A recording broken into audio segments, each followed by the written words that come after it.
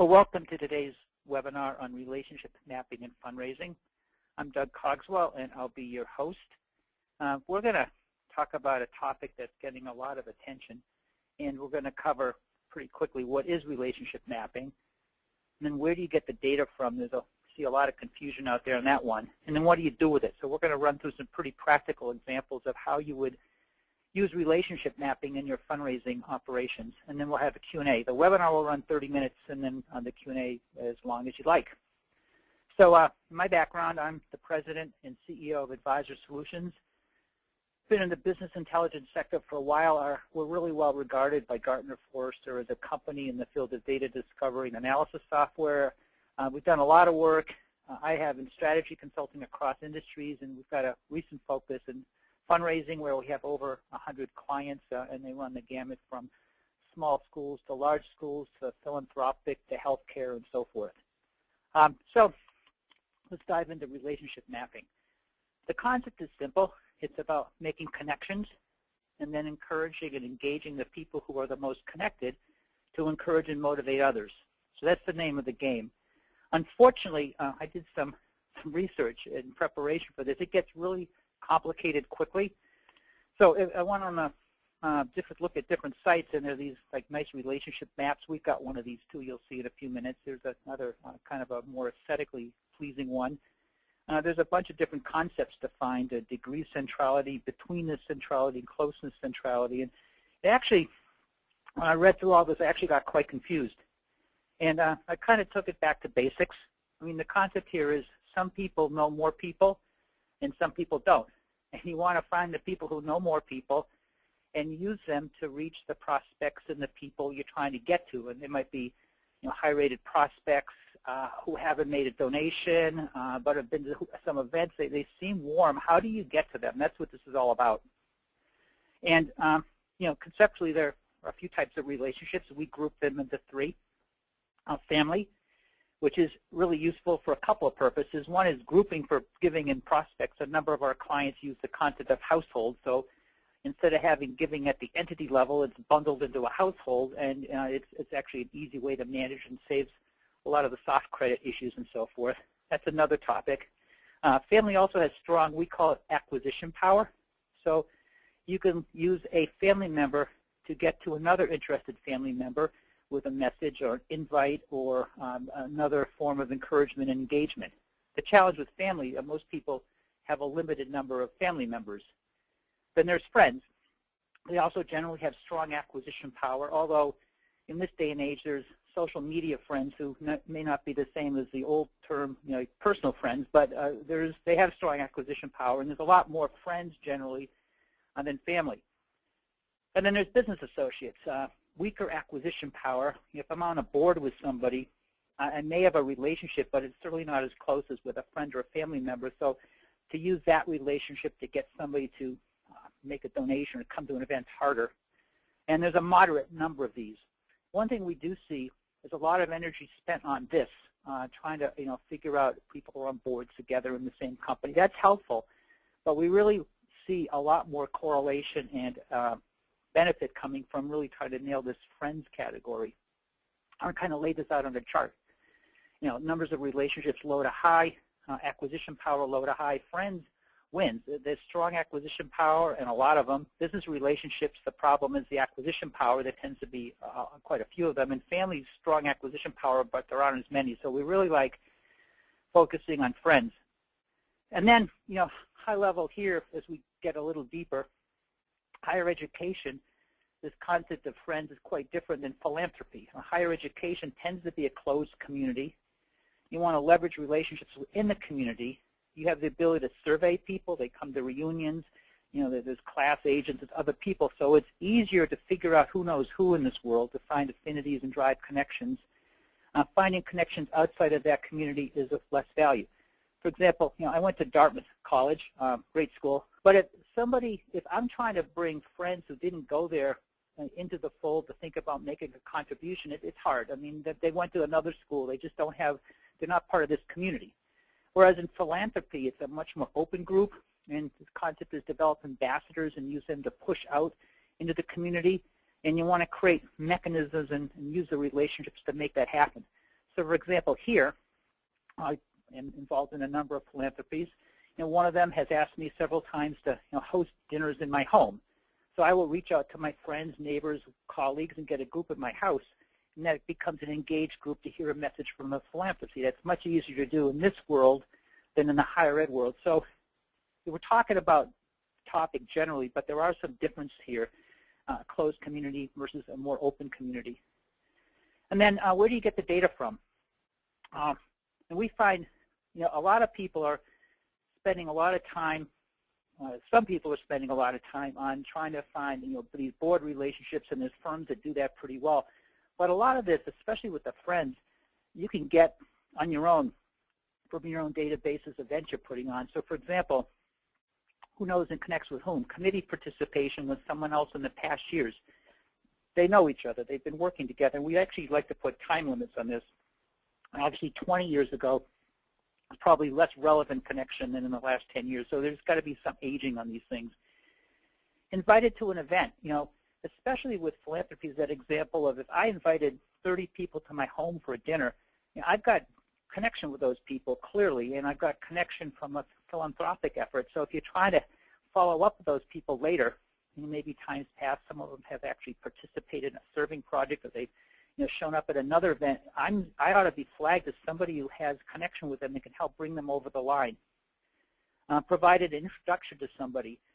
Surveys, especially reunions in the past 10 years. This is right.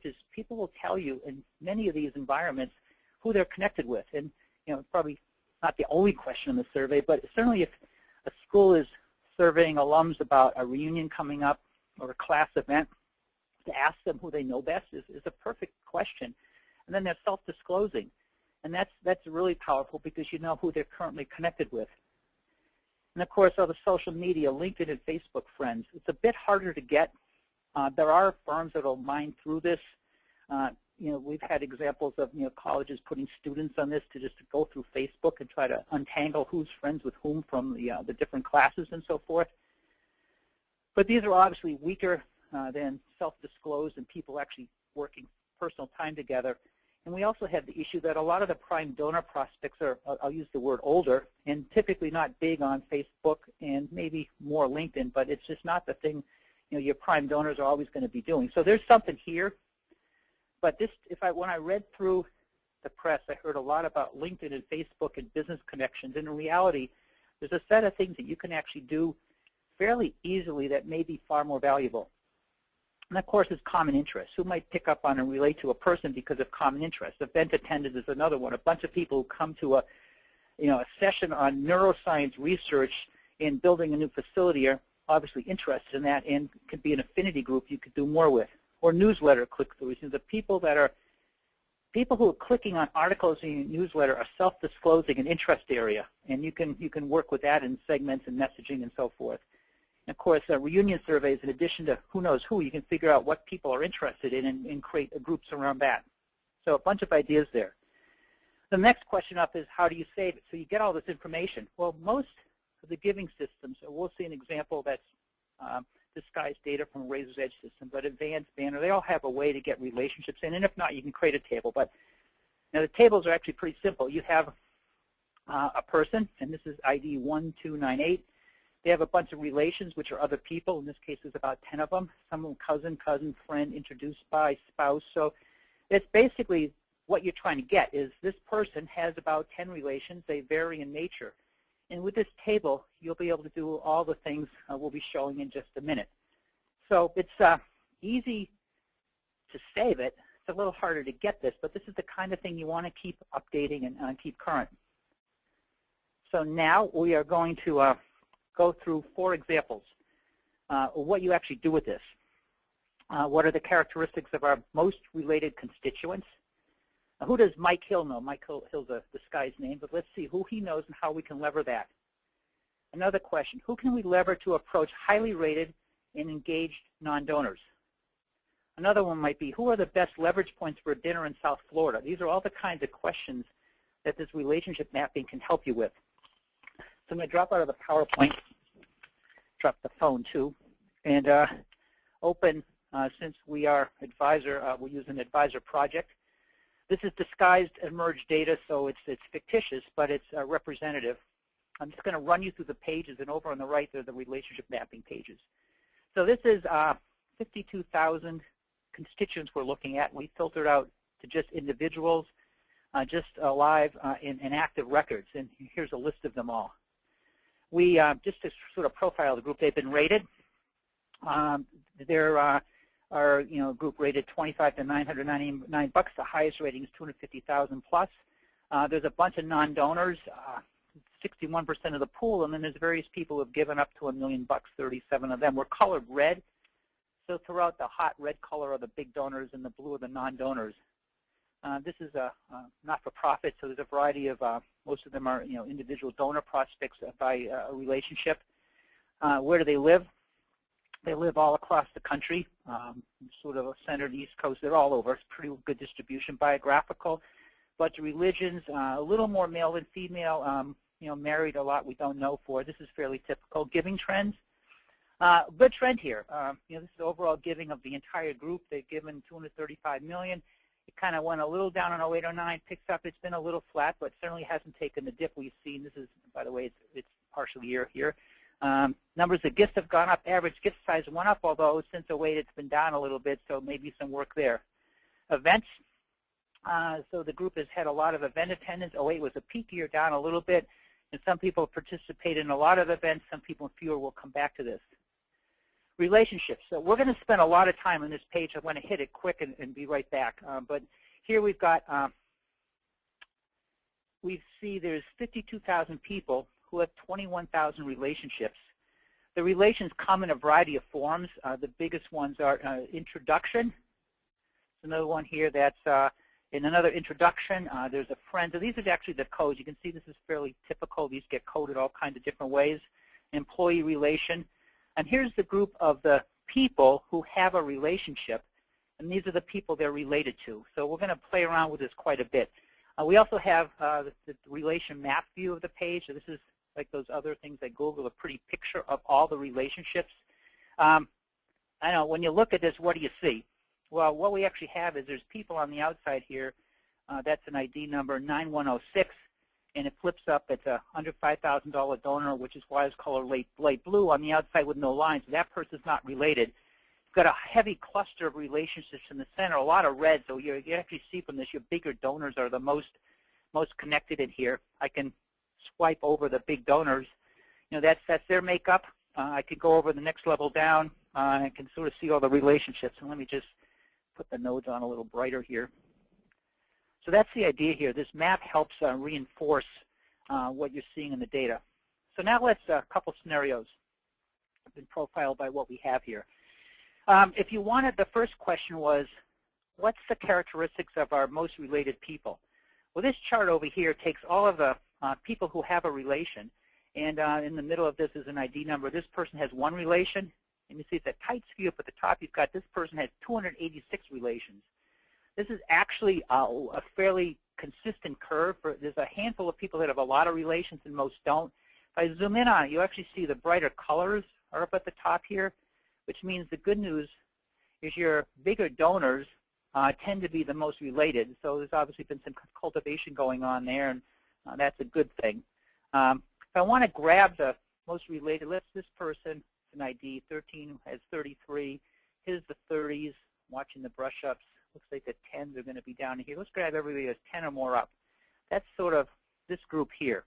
If I can just grab the group, so I grabbed 327 people who typically have 10 or more relations. They have a total of 10,000 relations. This is my most related group. Let's look at them. I can go to the map where they live. Really pretty scattered around the country, similar to my normal distribution, although there seems to be a spike down here in Houston, up here in Minneapolis, in the Midwest, but there's a cluster on the West Coast. Ratings. Well, ratings, yeah, there's a bunch here in the 10 to 250,000 range. I can see a lot less non-donors. Sort of my mid-level donors are big in here. And I can go through affiliation. This class, the individual donor, this group is bigger. I can look at biographical, a little more detail. I can look at their giving history. This is a little surprising. My most related people have actually dropped Remember, this trend line with everybody was sort of flat across here, so I'm a little, that's a question that comes out. But I've got a profile. Have they been to events? Yeah, this group's heavily been to events, a lot of them in the more recent years. That's one way you can look at this. And if I go back, the second question was, let's look at some specific people here. So I've got the webinar controls over my chart. So let's zoom in on the top. Just click a person. I'm going to click this one person. I clicked the bar. So this is Kadita Shi. One constituent with 155 relationships. Here are all the relations. So this is working. I can select a person and see who they're related to. I can also sweep over the related people, like this group, and it goes back. So these people have other relations with these other people. And I might want to take a look at maybe Scott. So Tashita knew a bunch of people. Those people know these people. This guy, Scott Goed, came up. Well, Scott knows another group of people. And boy, maybe there's Kadita. Kadita is maybe a prime prospect. It's a non-advocacy referral. Well, Kadita knows a whole bunch of, is known by a whole bunch of people. So I've sort of, that chart we had on the other page, which the relationship map, it's dropped down to just show the handful of relationships I've been looking at. So one way of looking at it is visually, and you can sort of see this. But I actually really, and we really like this kind of layout where it's textual. You can work back and forth from one side to the other and explore the relationships, and you can highlight specific people. I actually think the next question was, what about Mike Hill? So maybe he's a prime prospect. So I can go into this chart and just open it up and search on Mike Hill. I'm going to go to the constituent row. It's Hill, comma, Mike. Spell it right here. So Mike is a prime prospect. He has 79 relations, and I'm exploring this. And one of them down here I'm interested in, as I go down the list, is John Hart, who we know is a non-advocacy referral. Maybe some other people, because Mike knows John. Who else knows John? There's a bunch of people over here that also know John. So, and this guy, I know that Jensen Coe's been to an event recently, and actually let's look at this relationship map. So this is now showing this set of relationships, this little cluster here, so I can sort of see I've narrowed it down. This is a, and I can see by color these are the middle level donors. Jensen Coe, I can click Jensen, so Jensen knows a bunch of other people over here. So I'm getting into this relationship between Mike Hill and Hart and Jensen Coe, and I can explore them on the other pages and start understanding who they are and putting together an approach strategy. The third question was, I want to find unrated prospects who have not given and have been to a lot of events or are highly engaged. So I go back to the ratings page. Let's select, these are ratings, $1,000. Yeah, go $1,000 to 250,000. So I'm going to select them. I'm going to right-click and get rid of everybody else. So I grab these ratings. What's actually interested in is the blue. A lot of these rateds are non-donors. Let's select them, drop down. So I'm looking at the higher rated non-donors. And then on the events page, let's take a look. There's 3,606 high-rated non-donors. A whole bunch of them have not been to an event, but some of them have, and some of them have been to this group's 2 or more. The group down here that have been to less. So let's grab the ones that have been to 2 or more events, because obviously they're engaged. And I can sort of see when they were. I could subsequently grab the more recent participations versus the back participation. Let's grab the ones who have been to at least something from 2006 on, and just drop on that group. Now I have 150 targets who I'd like to figure out how to reach. So if I go to my relationship page over here, there's a bunch of other people they know over here who I can now work back and forth. So I have all the relations for those 150 people, and here they are. And some of them have a lot of relations again, so I can grab this and maybe focus or just grab the very top of this.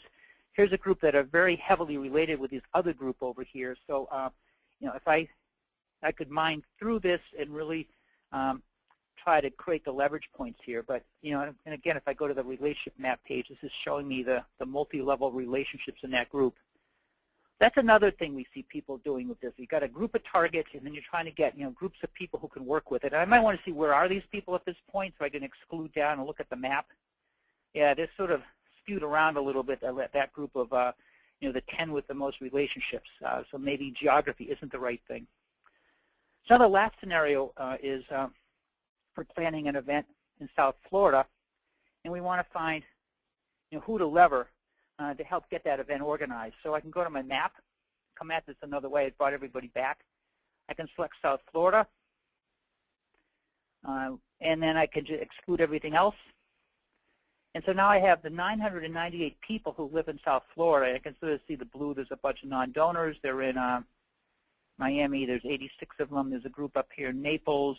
This is a fairly wide area. I can subsequently choose. Let's split it down, but let's take that for now. Go to the relationships page. In South Florida, those 998, there's a group of people who are most related. This group at the top. I mean, this line is we're at 4 relations, and then there's a whole bunch that these people have 57, 24. So there's some real social quarterbacks in here. Let's grab this top group.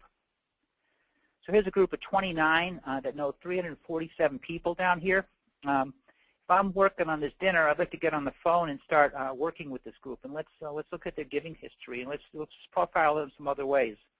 Yeah, there's some Stephen Barn, John Stern or Strew. There's some good donors. As a group, they've been doing pretty well. Off a little lately, but yeah, that's just a group. I might want to pick some. I don't know. I could mine this further. Let's look at ratings. Well, we know that. Let's look at affiliation. Yep, got it. And kind of where are they? We're all in South Florida. It looks like that group. There's one up here in 4 in Sarasota, Naples. Well, this might say let's do something on the west part of Florida and leverage those most highly related people. I can go back to my first page now where I started, and here's the list of the 29. I can right-click, export this out to my desktop, and now I've got the list out into Excel, and I can take this to my event planner or whatever, and say, hey, this is the group we want to start with. Let's call these people up and engage them. So back to the PowerPoint for a minute. We went through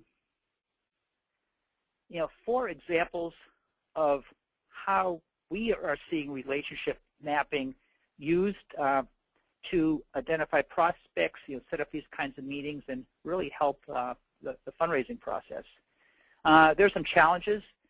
The biggest one is the data is not being collected, and we actually think it's a shame. But event introductions, committee participation, gift officer notes, surveys, there's a lot of ways that people are disclosing who they're related with. And with a little bit of creativity, this information can be gathered, it can be entered in simple tables, and then you can use it like that to get better outcomes from events and from how to approach and so forth.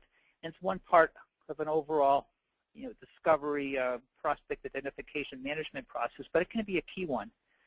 The second challenge that we see is an over-focus on business relationships, and I think that's because that's vendors can help drive that. I know we are a vendor, but I just want to point out that that's the kind of thing where outside data can be really helpful to find the relationships. The challenge is when you get them, they're useful to a point, but we would argue that they're less useful than a lot of the stuff that you can collect yourself. So it's part of the equation, but it's the over-focus that's the issue. And then these fancy network maps. I mean, we showed one of them. It's helpful for understanding an overall pattern, but for actually doing something, we find the side-by-side lists where you click on a person, you see everybody they're related to, you click on the person in the related table, you see everybody who knows them, and you can work that back and forth and basically mine down those multi-legged trees that show up on the map. In a way, it's people and it's names, and it's more intuitive to most. So we're reaching the end of our 30 minutes here. We covered what is relationship mapping, and it's basically finding people who are related and using them to get access in connection with other people. Where do you get the data from? Our mantra on this is it's best coming from the type of data that you manage and collect. What do you do with it? You can understand the characteristics of the most related, and there's two sides. You want to know those people, but you also want to cultivate other people who are like them to have those kinds of relationships, because they could be really productive. And we looked at who does Mike Hill know. That's Mike's proxy for a top prospect that you can, an individual you're trying to get to, you can use this really effectively. And it can be leverage points for different groups of people. We looked at highly rated and engaged non-donors. We want to cultivate them. This is one way to get to them. Or we're putting on a dinner in South Florida. Who are the most leveraged people to make that dinner really fly? So open to questions here. You can ask questions by coming in on the GoToWebinar. If you type in a question, we'll get it. If we don't answer it now, we will get back to you after the webinar is over. This has been recorded and will be released in a few days. Or you can, at the top, you can raise your hand. If you do that, we'll be able to unmute you and bring you in live. And you can ask your question verbally. So questions. We have one question. Is the relationship mapping more valuable in higher education than philanthropy or other forms of fundraising? As we indicated earlier, it's different. Higher education is probably a little easier because you've got this more known community and people are more apt to self-disclose. But we've seen some great examples in philanthropy and other not-for-profits where creating these networks and then leveraging them is highly effective because in that world you have less forms of engagement. A university has a set of things that naturally engage people. Reunions are one. Football games is another. All these activities and events that people come back to. Churches have this advantage. People come to it, so there's a natural engagement. There's a lot of other organizations where there's not a natural engagement. So using these relationship networks to create engagement and create regional events, like the example I gave, a dinner at our home, is really powerful for bringing new people in. So I'd say they're different, but they're powerful in both worlds.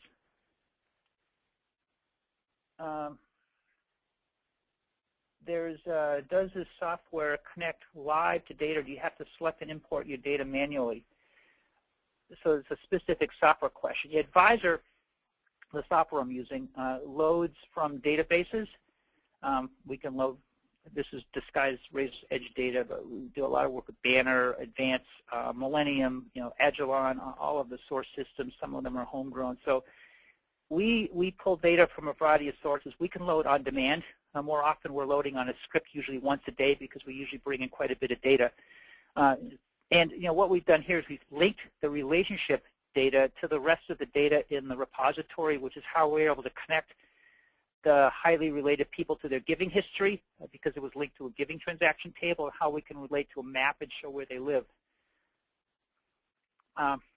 Would we be required to provide all of the info on our prospects? Does Advisor Solutions update info or provide additional resources? Yeah, so again, the relationship data needs to be collected, and usually it's in a source system with the rest of the data, and an Advisor project will naturally load it. And when we do work as a company, we provide services to load the data and basically create this sort of light footprint mark that I was working from here. So that's part of what we do. A lot of data questions. How do we explain to our board of directors that the relationship mapping isn't magic? We're getting some pushback because we don't have friends identified in our database.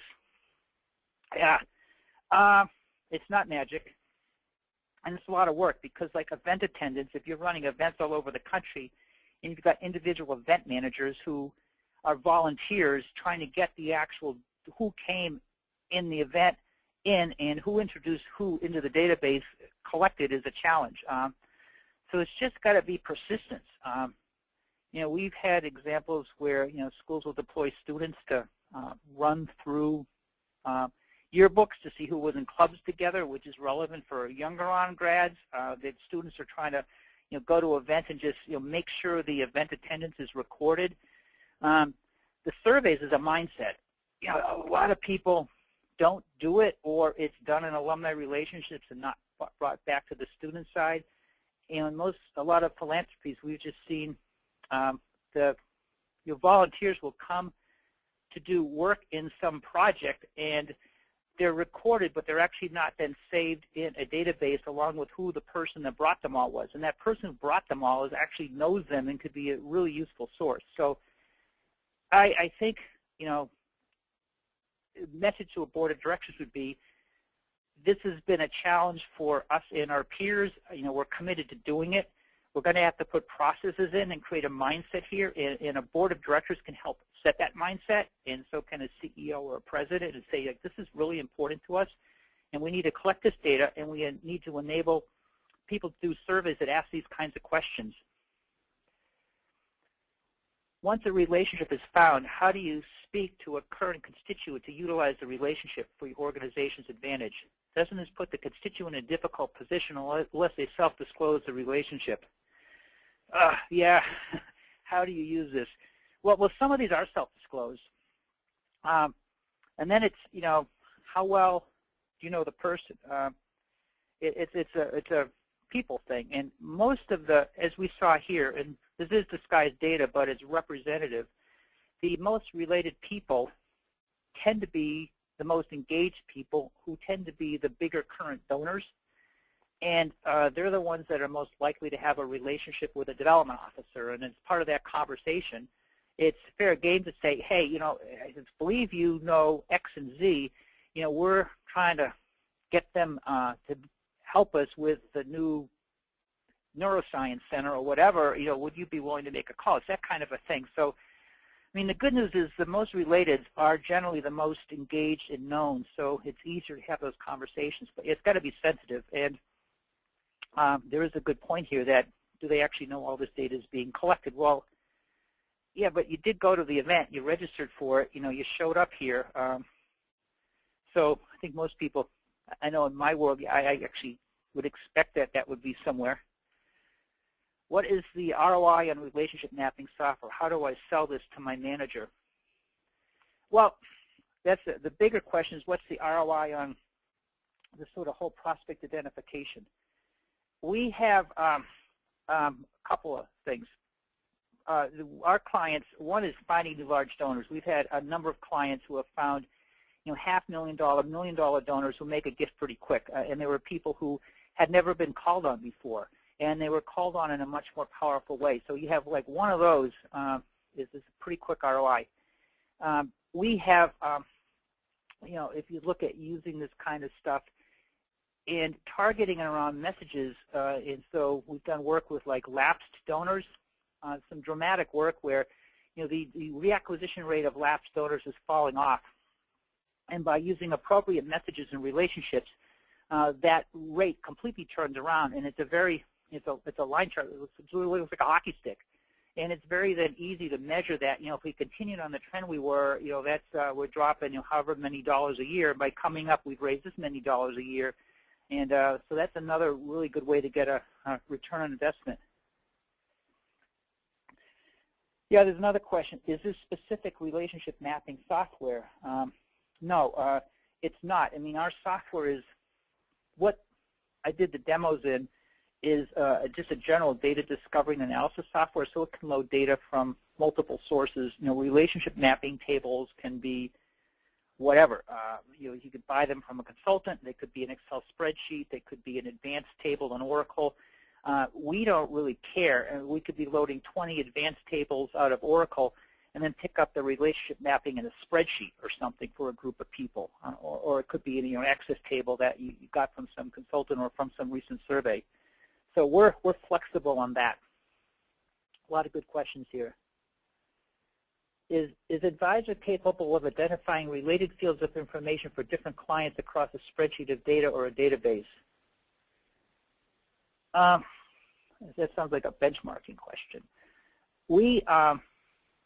So we don't do benchmarking per se, in that we kind of normalize our clients' data. But we partner with firms that do. One of them is EduVentures. And our clients have gotten, I think, real value from participating in those kinds of more nuanced and in-depth benchmarking work. We also, when we implement, we have seen the trends, the metrics, and so we will give our clients a sort of a synthesized or nuanced view of where they're doing better or worse than they might be. And I actually think that's more valuable than, it's like your participation rate is 52%. Your peers are 48%, so you're doing well. that's out of context. I mean, maybe, but maybe what the underlying trend is, the reacquisition rate of lapsed donors is actually falling. And so if this isn't, there's a problem there that needs to be fixed. That's sort of, for us, the more comparative way to look at it. I don't know if I answered the question, but it was a good question. Do you have a source for live data updates, either individuals to individuals or individuals to corporations? Our updating is batch mode. We usually update once a day all of the data in one of these things. So it's relationships will update, the giving will update, the assignments will update, all of that. We can update on demand. So, but the problem with that is most of our clients, in the middle of the day, the database reads can be slow, and then you have somebody who's doing analysis or looking at something at 9 in the morning, and then going to their boss who then did a poll at noon, and the numbers start differing. So we, in most cases, prefer to load once a day, although we can load, if there's changes during the day.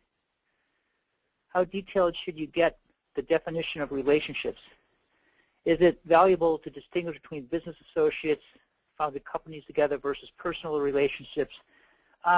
Yeah, let me actually go back to the example here to still have up. And these are actually disguised relationships, but you want to capture I've got the go to webinar thing sitting over my page. There it goes. So somebody made an introduction. The field was left out. Introducer, a daughter, an employer, a founder, a spouse, a sibling, an aunt. So there's a variety of things here. This is literally, a lot of these are, some of them are pulled down, some of them are free form. Introduced by acquaintance, friend, pastor, employer, and then they're grouped into these things over here. So you can actually see for this group of 29 the types of different relations they have. This is, if I bring everybody back, and you'll see the point, there's a ton of these things here. And part of this is because in many cases you see this, people are just entering in the relations into the table more free form. I mean, there's obviously been some fields and groupings here. And that's a bit much, so it's so you want to group them up, but you do want to capture the basic forms of relationship. There's obviously friends, there's business associates, there's family. If it's a school, there could be alumni. But then, yeah, boyfriend versus brother, brother-in-law, that's getting a little fine-grained. So you need a balance there, I guess is the point. But you do want the detail, and then in the table, it kind of looks like this, where you've got the person, that's their the constituent. Here's the referee, and here's then the description of the relationship. That's literally the table, which you can sort in different ways. But we've had it linked here for all the examples. How do you connect the raw data to relationship mapping? And where do you pull your data from? Well, so this project has underneath it open a project workshop. It has it's loading 35 tables. So these tables are a set of tables that are coming in from a database. It's a fairly typical source system here. And these tables are loading on the fly, and then the questions, the relationship table here is constituent relations. And so we load it, and then there's a part of advisor where you set up a link. So you go up here to build a cross-table link, and you would link the two tables. You'd link the, I think it's the people is down here. This table on one of the ID and the right ID number, off the top of my head, I'm going to do this really quick. But literally, you connect it on an ID number to this other table, which is the relationships on the ID number. You just run through it. I'm not going to actually do that because there's already a link between those tables, but that would then link those two tables, which is what's giving us this interaction capability. So when I, select somebody over here, which is, let's grab somebody who's related, one of these people. When I select somebody on the, like Katita Shi, I'm selecting her, then it's linking this other table, and there's multiple levels of IDs here, which is why these don't match that, but don't worry about that. This is all this one person, and her relations show up here. If I click another person, so that's what's happening between the tables. and when I grab the people, it's going back the other way. So you got the two-way. I can see her relations. I can see the other relations for these people in her list. So technically, it's those two tables just working back and forth like that. Next question. Do you produce this chart, or are you the vendor for a tool that produces the tabs from the data in our database? We are a software vendor, so this page is produced. It's a template. We have a number of clients that have something that looks like this. But if you, for example, said on this page, I'd like to see, I don't know, gender, for whatever reason, it's just a palette. So I can go up here, open a little tab, bring up a pie chart, put the pie chart on another table. This is the people, and there's probably, I hope there's gender in here, gender description. So now what I've got here is I've got everybody. Let's grab these highly related people, get rid of everybody else. I grabbed 15 highly connected people, and I can see up here that on this chart of gender, 12 of them are 80% are male, and 3 of them are female. And so the charts come up. Fix the title here. The charts come up, linked to the data, and what we do as a company is we set this up so we get the tables in linking, operating correctly, like it should, and then you can come in and somebody said, hey, this page is really important to see gender because that's a key thing for me when I'm looking at relationships. Fine, you just do something like this, and then I can go up here since I've edited. I can then save the project back to whatever relationship mapping with gender or something, and this new page will be there and open up the next time. Can this map the relationship between two people in one drop-down folder matrix?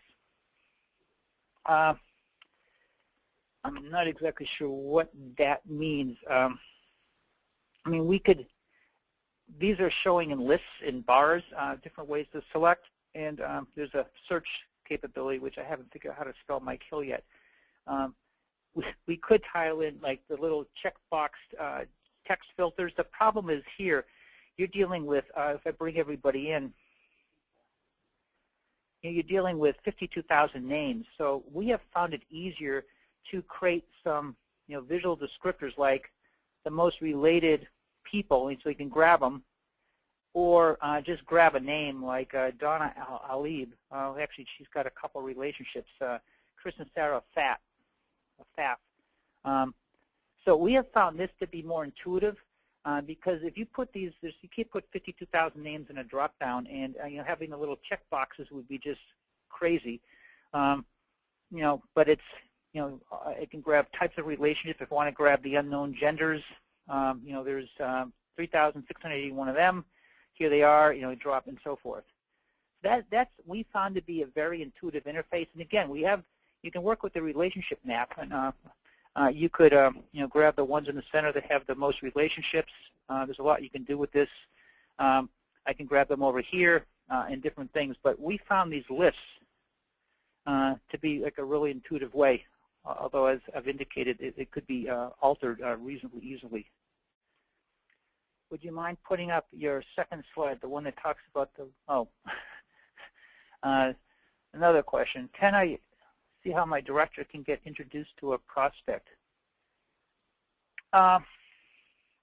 Well, yeah, because if you want to pick a prospect, like let's say we want to go over here and, I don't know, who's a prospect? This is a prospect of, Victoria Brigg is in here a couple of times. I can just grab Victoria. And the people that know Victoria are, well, she knows herself, and Mike Bagged and Chris Bagged. So it looks like there's a couple here that know Victoria Brigg. So this is the other way. Instead of finding who knows who, this is who's known by whom. I just go into this chart and grab the person I want, either by clicking on the names or the search capability at the bottom. I can search by name. And yeah, you actually see the relationship code. So it looks like this somebody introduced this person. So this might be the one you want to go for or whatever. And if I click this, Yeah, the strength of the link. I can go over here. Mike Bagged is back, so I can sort of explore the links both ways. That's an introducer. Victoria Brigg is a. So they're like the same kind of relationship, but this is where you'd use these relationship codes to help understand. You have to interpret which of these types of relationships are stronger than the others, and we don't have a. You could picture how you could put a strength indicator on it and bin out the words somehow, and this is stronger. But in this example, we've just got the description of the relationship which you work with. And again, we could collapse it or do other things with it, but we haven't here. Any more questions? Okay, well, that's we're reaching the 50-minute point here. If you have additional questions, you have our contact information here, and we will be doing a follow-up when we get this recorded and out in the next, be out within the week. And I encourage you to keep the dialogue alive. I mean, just in summary, this relationship mapping is getting a lot of visibility. There's a lot of discussion. There's a lot of reading you can do. A lot of it, I actually think, is trying to make a fairly simple problem overly complex. And I think one of the messages we really wanted to communicate here is it's not that complicated. And the biggest thing is getting data about the people in your arena captured. And then, we showed one way of working with it. There are other ways of working with it. And once you get it, it's a fairly simple table. You could just relate it to the others, and then you can use that to do the kinds of things we've talked about this afternoon.